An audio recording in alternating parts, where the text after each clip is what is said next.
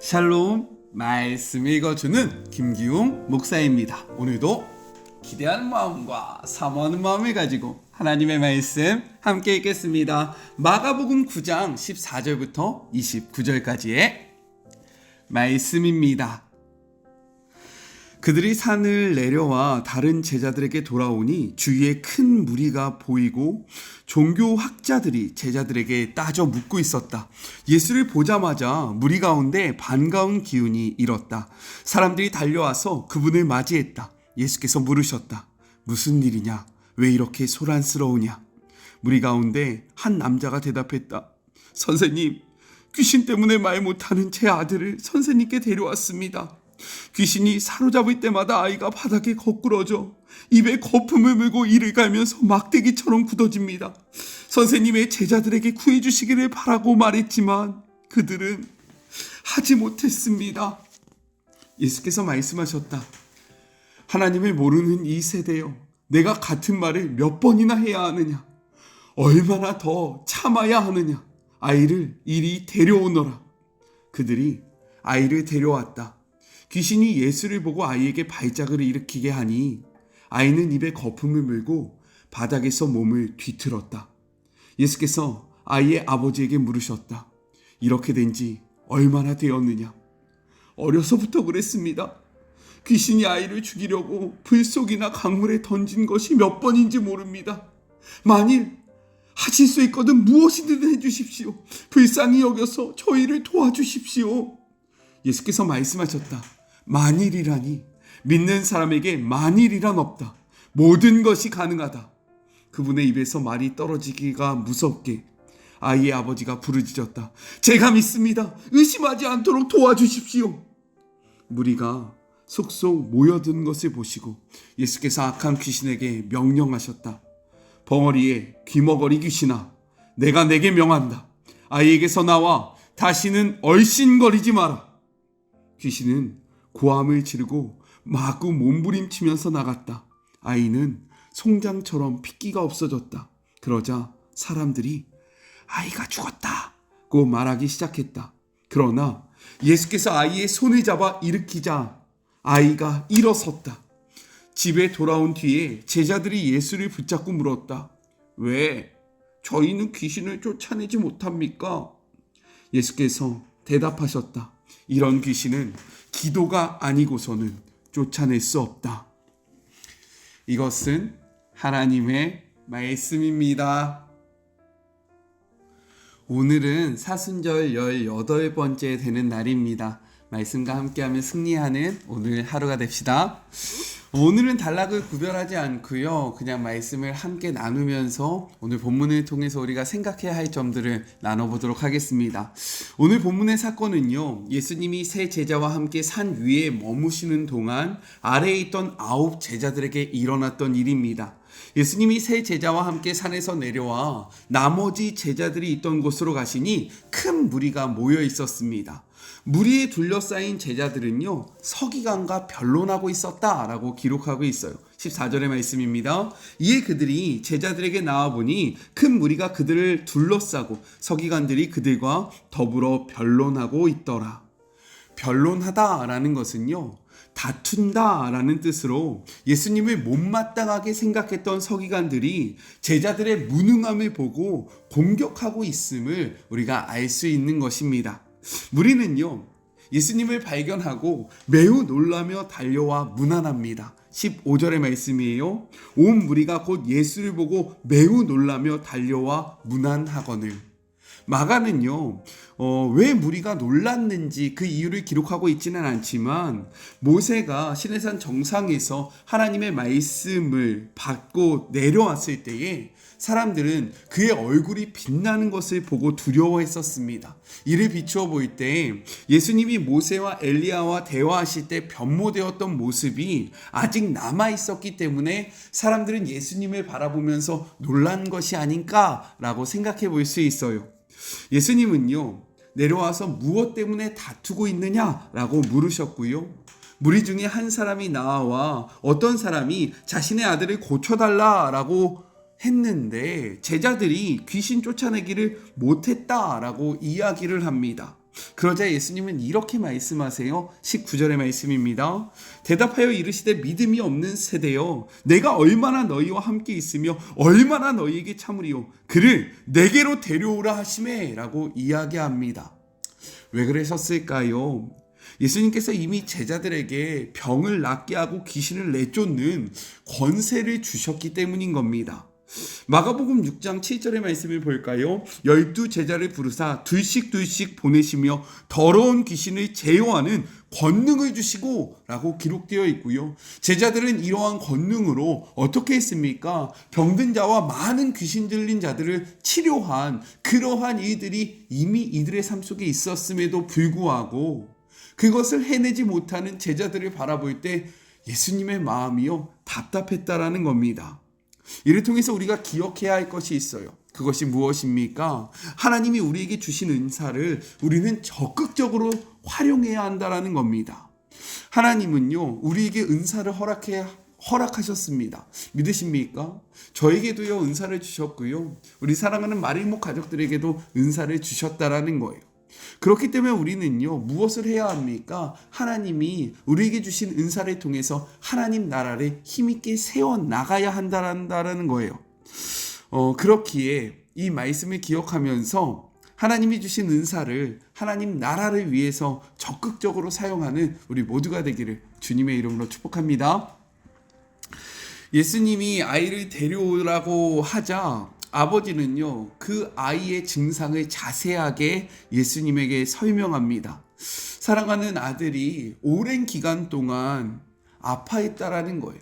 귀신이 들려서 그 귀신들의 횡포로 그 아들의 삶이 너무나도 피폐했다라는 거죠.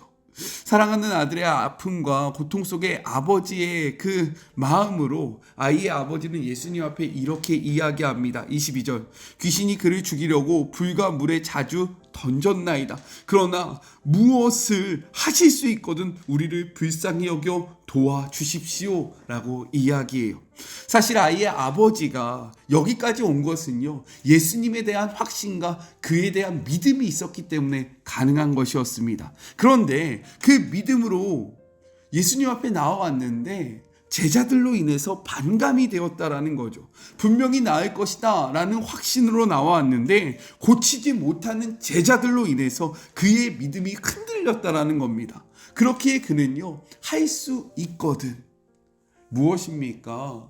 그의 믿음이 반감되었음을, 흔들렸음을 보여주고 있는 거예요. 이렇게 할 수만 있으면 좀 도와달라라고 간청을 하고 있는 겁니다.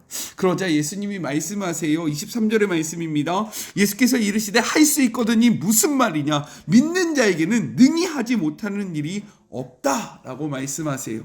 믿음은요, 무엇일까요? 다름이 아니라 하나님이 그 일을 하실 것이라는 확신하는 마음이 바로 믿음입니다. 믿음에서 가장 중요한 것은요, 누구를 믿느냐라는 그 대상의 문제예요. 예수님은요, 지금 아이의 아버지에게 능히 하지 못하실 일이 없으실 하나님을 온전히 신뢰하고 그를 향한 믿음을 회복하라 라고 이야기를 하고 있는 것입니다. 우리는 이 말씀을 기억해야 해요. 우리도 신앙생활을 하다 보면요, 하나님을 향했던 믿음이 반감되어지고 흔들리는 순간이 옵니다. 특별히 이 믿음이 하나님 때문에가 아니라 하나님을 믿는 사람들 때문에, 그들의 모습 때문에, 어떻게 믿는 사람들이 저럴 수 있어, 어떻게 믿는 사람들이 이렇게 행해 라는 그러한 삶의 모습으로 우리의 믿음이 흔들릴 때가 있다는 거예요. 그때요, 예수님 우리에게 다시금 말씀하십니다. 할 수 없거든이 무슨 말이냐? 믿는 자에게는 능치 못함이 없다. 믿음의 대상을 사람이 아니라 하나님께 두라 라고 이야기하고 있는 거예요.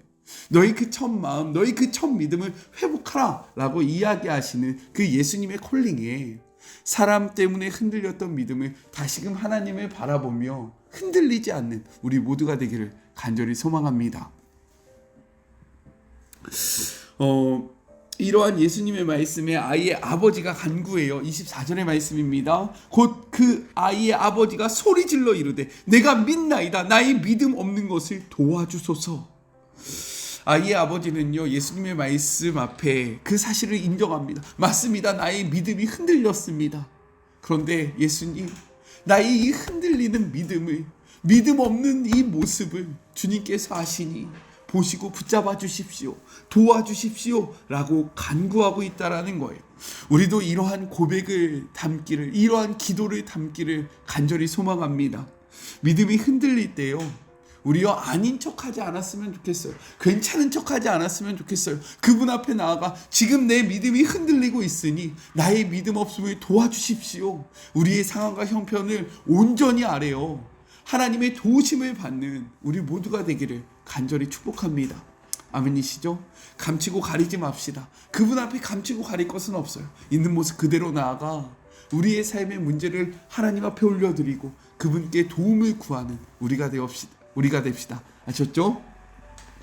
예수님은요, 아이에게 들렸던 귀신을 내쫓아 주십니다. 시간이 지나고 예수님이 집으로 돌아와서 집으로 들어가실 때에 제자들이 조용히 와서 물어봐요. 28절입니다. 집에 들어가시며 제자들이 조용히 묻자오되 우리는 어찌하여 능히 그 귀신을 쫓아내지 못하였나이까. 제자들이요 수치스러웠다라는 거예요. 부끄러웠다라는 거예요. 그렇기 때문에 조용히 와서 은밀하게 물어보는 겁니다. 왜 우리는 하지 못했습니까? 왜요? 그들은 이미 병든 자, 귀신 들린 자를 고쳤던 경험이 있었기 때문인 거예요. 그런데 이번엔 하지 못했으니까 너무나도 부끄럽고 너무나도 수치스러웠던 겁니다. 이에 예수님이 대답하십니다. 29절 이르시되 기도 외에 다른 것으로 이런 종류가 나갈 수 없음이라. 예수님이 제자들에게 주셨던 권능은요, 자격증이 아니었다라는 거예요. 그 자격증만 있으면 모든 것들을 가능하게 하는 것이 아니었습니다. 권능을 주신 예수님과 온전한 연합과 지속적인 관계 속에서 사용할 수 있었던 능력이라는 거죠. 그리고 그 연합의 관계를 지속하는 것이 바로 기도였다라는 겁니다. 그렇기에 예수님은 제자들에게 예수님과의 관계성 속에서 벗어나면 그것을 등한시하며 너희들은 아무것도 할 수 없다라는 것을 이야기하고 있는 거예요. 성경은요 우리에게 이렇게 이야기합니다. 예수님은 우리에게 이렇게 말씀하세요. 요한복음 15장 5절의 말씀입니다. 나는 포도나무요 너희는 가지라. 그가 내 안에 내가 그 안에 거하면 사람이 열매를 많이 맺나니 나를 떠나서는 너희가 아무것도 할 수 없느니라 라고 이야기하십니다. 이어서 7절이에요. 너희가 내 안에 거하고 내 말이 너희 안에 거하면 무엇이든지 원하는 대로 구하라. 그리하면 이루리라. 우리가 주님 안에 거할 때에 이러한 능력이 우리 안에 있지만 우리가 주님과 상관없는 삶을 살아갈 때에 주님에게서 벗어날 때에 주님에게서 끊어질 때에 우리는 열매 맺지 못하는 삶으로 나아갈 수밖에 없다라고 이야기하고 있는 겁니다. 우리도 예수님의 권능을 받았습니다. 믿으십니까? 이미 주셨어요. 이 권능을 활용하기 위해서 우리가 해야 할 것은 무엇입니까? 그분 안에 거하는 것입니다. 그분과 동행하는 거예요. 그 관계성을 놓치지 않는 것입니다. 지금 말씀을 묵상하고 또 그분 앞에 기도하는 것이 그 관계를 붙잡는 것입니다. 우리 그 관계성 속에서 정말로 하나님 나라를 위해서 무엇이든 구할 때에 이루시겠다라는 그 약속의 말씀을 체험하고 경험하는 우리 모두가 되었으면 좋겠습니다. 우리 같이 기도할까요? 하나님 감사합니다. 예수님과 떨어졌던 제자들은 아무런 능력을 행하지 못하였습니다. 우리도 동일합니다. 예수님과 떨어진 우리의 삶은 아무런 능력이 나올 수 없음을 고백합니다. 그렇기에 예수님을 놓치지 않는 우리 모두가 되게 하여 주시옵소서. 아이의 아버지는 예수님에 대한 확신으로 나왔지만 고치지 못하는 제자들로 인하여 그의 믿음이 흔들립니다. 우리도 때로는 하나님에 대한 확신이 사람들로 인하여 반감되어질 때가 있음을 고백합니다. 그때 우리가 사람을 보면서 떠나가는 것이 아니라 온전히 일하고 계시고 전지전능하신 하나님을 끝까지 붙잡고 우리의 믿음을 회복하는 주의 모든 자녀들 되게 하여 주시옵소서. 사순절을 보내고 있습니다. 말씀을 가까이 하며 승리하는 주의 모든 자녀들 되게 하시고 말씀을 가까이 할 때마다 깨닫는 지혜를 허락하여 주시옵시며 하나님의 약속의 말씀을 각자의 삶 속에서 이루는 축복을 이루게 하여 주시옵소서. 함께 하실 하나님을 바라보며 거룩하신 예수 그리스도의 이름으로 간절히 기도드립니다. 아멘. 저는요 또 내일 만나도록 할게요. 사랑하고 주님의 이름으로 축복하면서 오늘 하루도 힘내세요. 우리 내일 만나요. 안녕. 오늘도 수고하셨습니다.